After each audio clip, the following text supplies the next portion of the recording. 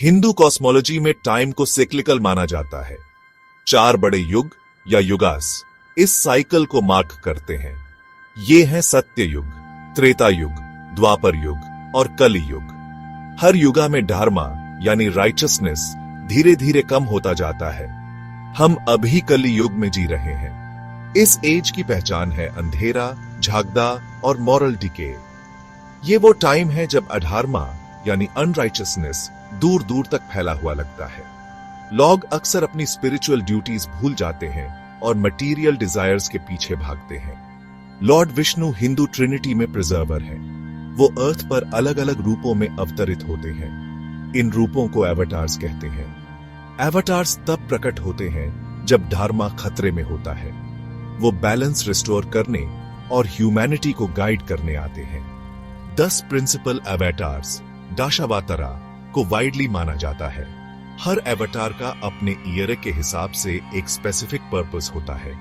रामा और कृष्णा सबसे beloved avatars में से हैं। कल्कि लॉर्ड विष्णु के 10वें और आखिरी एवटार हैं। उनका अराइवल कली युग के एंड में प्रोफेसाइड है।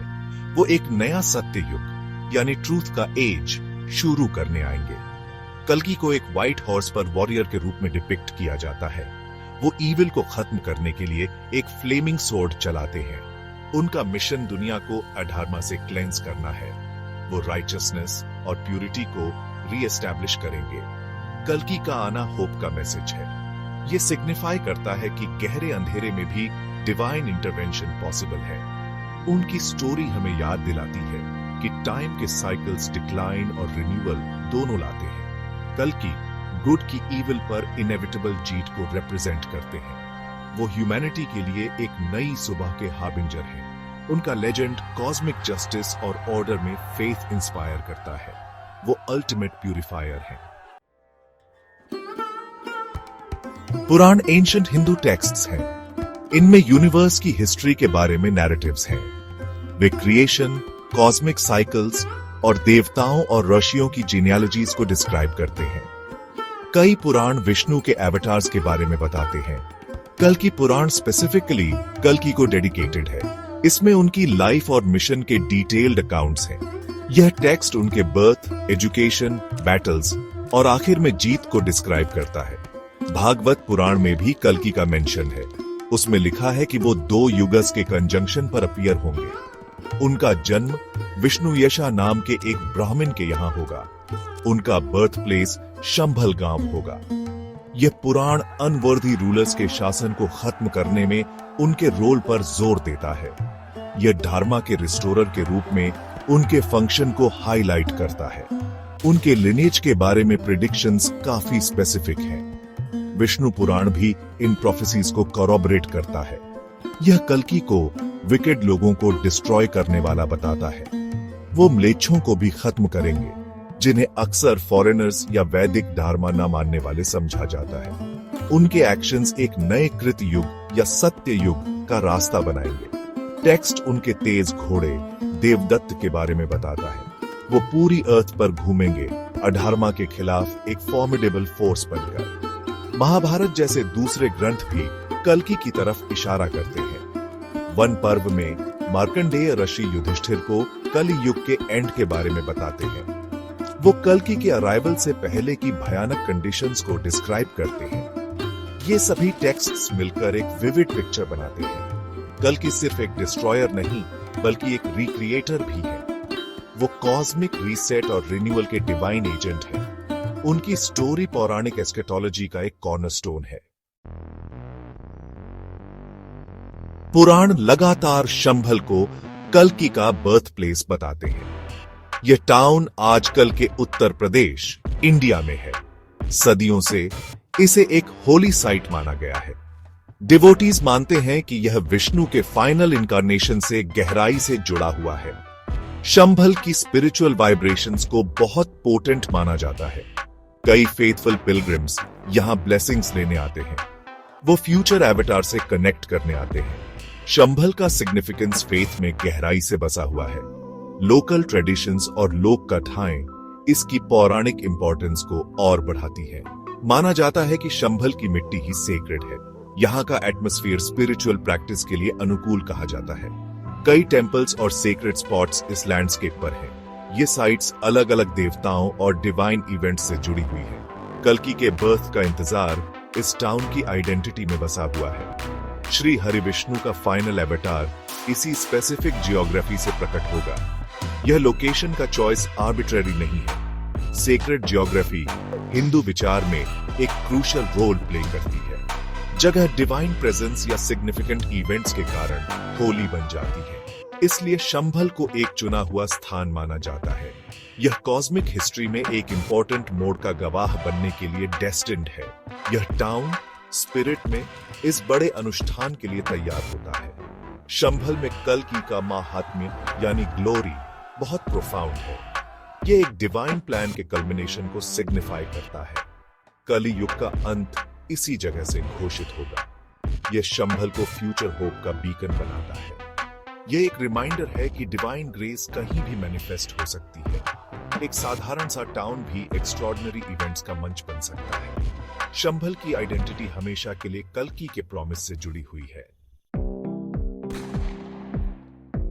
कल्कि नगरी का मतलब है सिटी ऑफ कल्कि।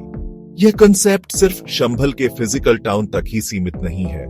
यह एवतार से जुड़े पूरे स्पिरिचुअल डोमेन को कवर करता है। इसे एक फ्यूचर स्पिरिचुअल मेट्रोपोलिस के रूप में एनविजन किया गया है। यह सिटी नए युग में डार्मा का सेंटर होगी। कल्कि नगरी का आइडिया डिवोशन और प्लानिंग को इंस्पायर करता है। यह ट्रांसफॉर्मेशन का एक होली जोन रिप्रेजेंट करता है। पुराण डिस्क्राइब करते हैं कि कल्कि एक जस्ट किंगडम एस्टैब्लिश करेंगे। कल्कि नगरी को उसका सिंबॉलिक कैपिटल देखा जा सकता है। यह एक ऐसी जगह होगी जहां राइचसनेस और पीस होंगे। इस स्पिरिचुअल सिटी का लेआउट अक्सर इमेजिन किया जाता है। इसमें टेम्पल्स, आश्रम्स और लर्निंग के प्लेसेस होंगे। ये इंस्टीट्यूशन सनातन धर्म के सिद्धांतों को बनाए रखेंगे। यह सिटी दुनिया के लिए एक मॉडल होगी। कल्कि नगरी का हार्ट ऑफ कोर्स शंभल है, लेकिन इसका इन्फ्लुएंस दूर दूर तक फैलने की उम्मीद है। इस सेक्रेट सेंटर से निकलने वाली एनर्जी आसपास के माहौल को प्यूरिफाई करेगी। यह उन सोल्स को अट्रैक्ट करेगी जो स्पिरिचुअल अपलिफ्टमेंट के लिए तरस रहे हैं।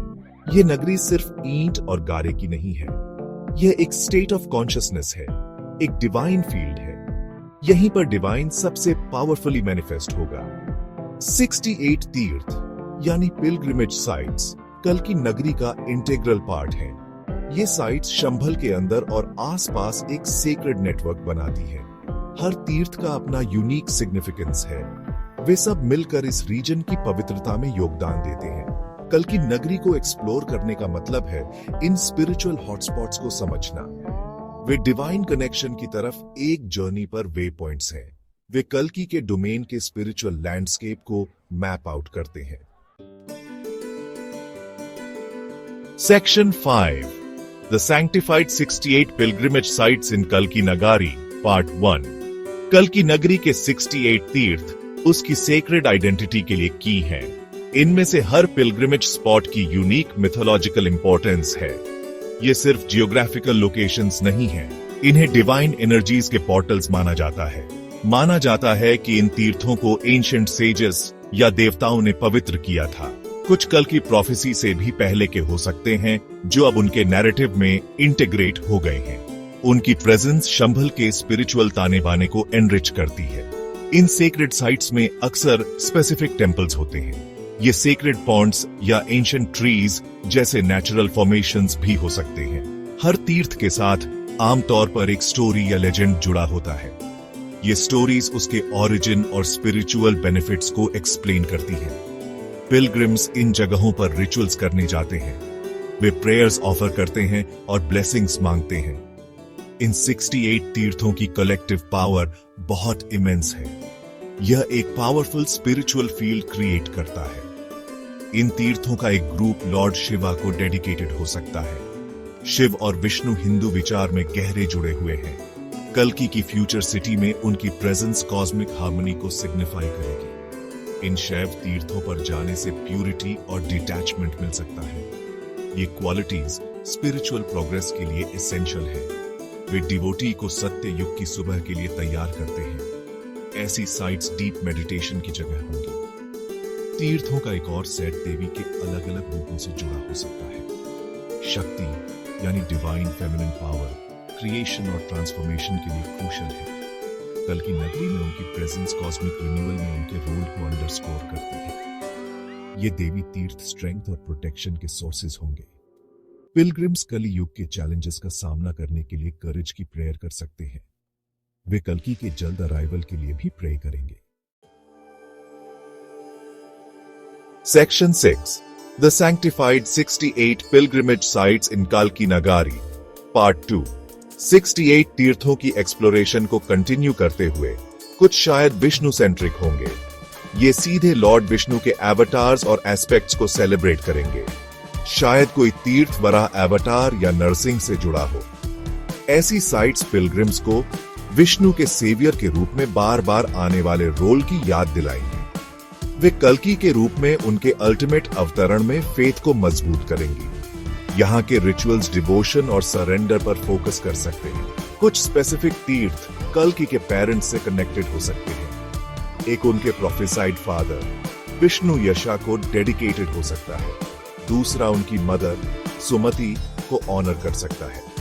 ये साइट्स डिवाइन फैमिली की इंपॉर्टेंस को हाईलाइट करेंगी। वे एवटार के ह्यूमन एस्पेक्ट के रिमाइंडर्स के तौर पर काम करेंगी। पिलग्रिम्स कल्कि के पेरेंट्स द्वारा अपनाए गए वर्च्यूज पर रिफ्लेक्ट कर सकते हैं। ये जगह डिवोशन और पारिवारिक श्रद्धा को इंस्पायर करेंगी। कुछ तीर्थ कल्कि के डिवाइन कंपेनियन से जुड़े हो सकते हैं। उनका व्हाइट हॉर्स देवदत्त उनकी आइकोनोग्राफी का एक सिग्निफिकेंट एलिमेंट है। इस सेलेस्टियल घोड़े से जुड़ा एक सेक्रेड स्पॉट हो सकता है। इसी तरह उनकी डिवाइन सोर्ड रत्नमारु जो ट्रूथ से चमकती है। ऐसे तीर्थ डिवाइन जस्टिस के टूल्स को सिंबलाइज करेंगे। वे पावर, स्पीड और इग्नोरेंस को काटने को रिप्रेजेंट करेंगे। ये साइट्स पोटेंट सिंबल्स होंगी। इन 68 तीर्थों की कलेक्टिव मिथोलॉजिकल इंपॉर्टेंस सर्वोपरि है। वे शंभल को सिर्फ एक टाउन से एक बड़े सेक्रेड कॉम्प्लेक्स में ट्रांसफॉर्म करते हैं। वे स्पिरिचुअल एंगेजमेंट के लिए डाइवर्स रास्ते ऑफर करते हैं। हर तीर्थ कल्कि नगरी की पवित्रता में एक लेयर ऐड करता है। साथ मिलकर वे हिंदू स्पिरिचुअल यूनिवर्स का एक माइक्रोकॉस्म बनाते हैं। वे नए धर्म की स्थापना के लिए जमीन तैयार करते हैं। उनकी स्टोरीज और एनर्जीज डिवोटीज के फेथ को बनाए रखती हैं।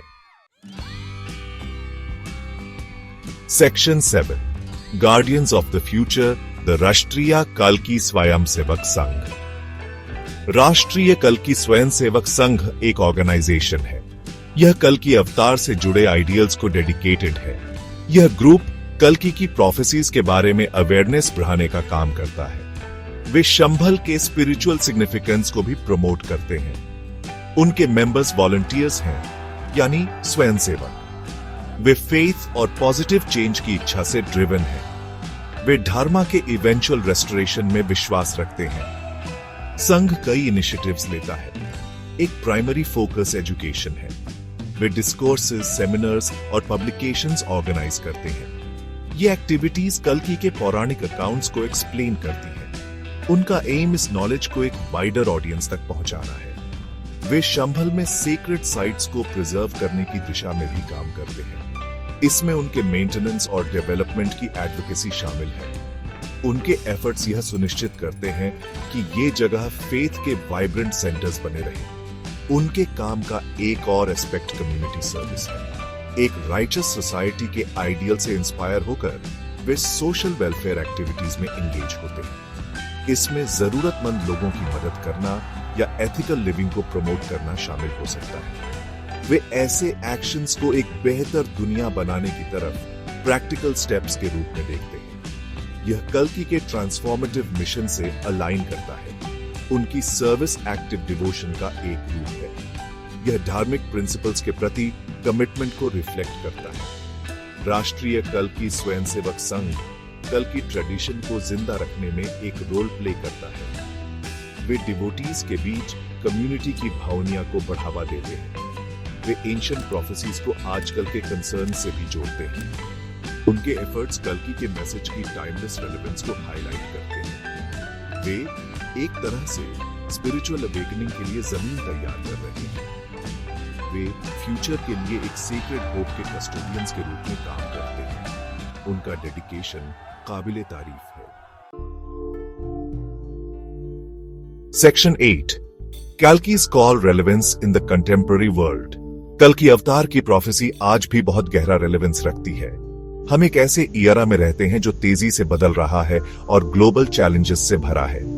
बहुत से लोग मॉरल और स्पिरिचुअल डिसोरिएंटेशन महसूस करते हैं। करप्शन, कॉन्फ्लिक्ट और एनवायरमेंटल डिग्रेडेशन जैसे इश्यूज बहुत फैले हुए हैं। ये पुराणों में कलि युग के डिस्क्रिप्शंस की याद दिलाते हैं।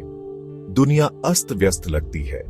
यही कल्कि के अराइवल का कॉन्टेक्स्ट है। कल्कि का मिशन अधर्मा को मिटाना और धर्मा को फिर से स्थापित करना है। यह जस्टिस और ऑर्डर के लिए ह्यूमन एस्पिरेशन से गहराई से रेजोनेट करता है। उनकी स्टोरी कंटेम्पररी क्राइसिस को समझने के लिए एक फ्रेमवर्क देती है। यह सजेस्ट करती है कि ऐसे डिक्लाइन के पीरियड्स एक बड़े कॉस्मिक साइकिल का हिस्सा है। यह इस बात का भी अश्योरेंस देती है कि रिन्यूअल जरूर होगा। यह पर्सपेक्टिव कंफर्ट और स्ट्रेंथ दे सकता है। यह मुश्किल में भी होप बनाए रखने में मदद करता है। कल्कि का सिंबलिज्म बहुत पावरफुल है। उनका व्हाइट हॉर्स देवदत्त प्यूरिटी और स्पीड को रिप्रेजेंट करता है। उनकी चमकती हुई सोर्ड ट्रूथ की पावर को सिग्निफाई करती है, जो इग्नोरेंस को काट सकती है। ये मॉडर्न इविल से लड़ने के लिए जरूरी क्वालिटीज के पोटेंट मेटाफॉर्स हैं। कल्कि सिर्फ एक एक्सटर्नल सेवियर नहीं है, वे हर इंडिविजुअल के अंदर डिवाइन पोटेंशियल के अवेकनिंग को भी रिप्रेजेंट करते हैं। उनका आना एक इनर ट्रांसफॉर्मेशन के रूप में इंटरप्रेट किया जा सकता है। कल्कि का इंतजार एथिकल लिविंग को एनकरेज करता है।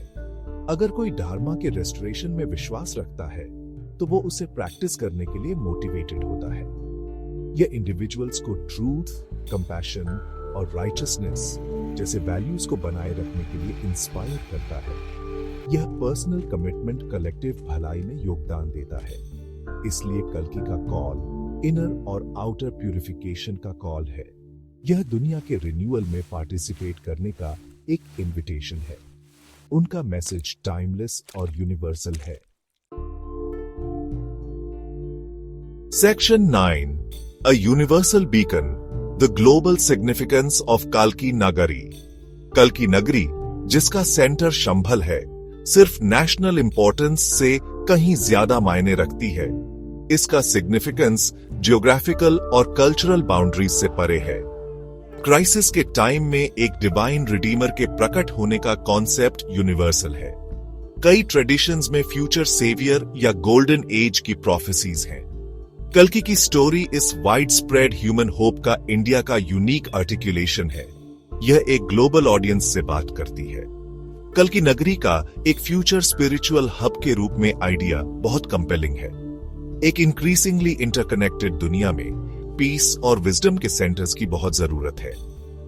कल्कि नगरी ऐसी ही एक जगह को सिंबलाइज करती है। यह उन लोगों के लिए एक ग्लोबल पिलग्रिमेज डेस्टिनेशन रिप्रेजेंट करती है जो स्पिरिचुअल रिन्यूअल चाहते हैं। यह एक ऐसी दुनिया का प्रॉमिस है जहां धर्मा या यूनिवर्सल एथिक्स का बोलबाला होगा। यह विजन हर बैकग्राउंड के लोगों को इंस्पायर कर सकता है। जिन प्रिंसिपल्स के लिए कल्कि खड़े हैं, ट्रूथ, जस्टिस, राइचसनेस, वो यूनिवर्सल वैल्यूज है।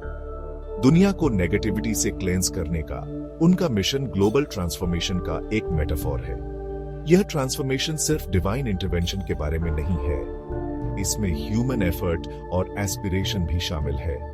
कल्कि नगरी पर फोकस इंटरकल्चरल डायलॉग को एनकरेज कर सकता है।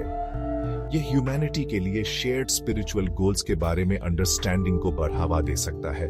आखिर में कल्कि नगरी एक नए युग के लिए होप का बीकन है। यह दुनिया को याद दिलाता है कि अंधेरे के साइकिल्स के बाद रोशनी आती है। कल्कि और उनकी सेक्रेड सिटी से जुड़ी प्रोफेसीज एक स्पिरिचुअल एंकर ऑफर करती है। वे एक ऐसे फ्यूचर का विजन देती है जहां हार्मनी और राइचसनेस रिस्टोर होंगे। यह शंभल और उससे जुड़े तीर्थों को ग्लोबली रेलेवेंट बनाता है। वे एक बेहतर कल में ह्यूमैनिटी के 8 वॉट फेथ के सिंबल्स के रूप में खड़े हैं। इस फ्यूचर का इंतजार बहुत लोग कर रहे हैं।